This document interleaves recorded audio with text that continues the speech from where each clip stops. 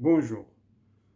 Il y a des gens qui, durant une étape de leur vie, seraient attirés au même sexe qu'eux-mêmes ou qu'elles-mêmes.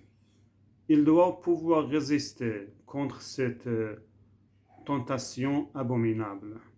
Ils savent que Dieu a puni sévèrement le peuple de Lot à cause de leur homosexualité.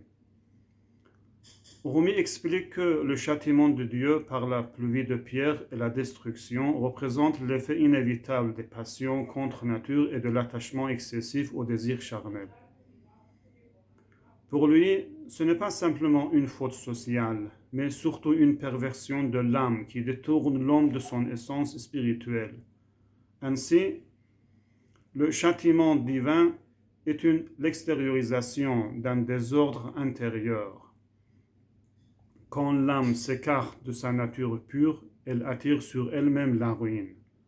Chapitre 7, verset 80 du Coran dit « Et Lot, quand il dit à son peuple, « Vous livrez-vous à cette turpitude, nul de ce monde ne l'a commise avant vous. » 81. Certes, vous assouvissez vos désirs charnels avec les hommes au lieu des femmes. Vous êtes bien un peuple outrancier. 82. Et pour toute réponse, son peuple ne fit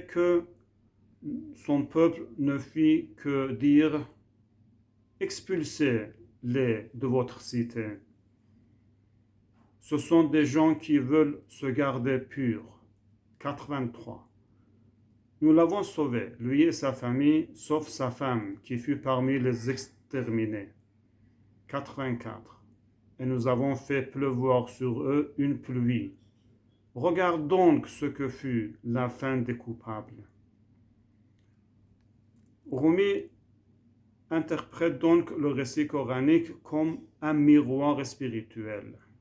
Chaque lecteur est invité à se demander s'il se laisse guider par la passion animale ou par la lumière divine. Au revoir.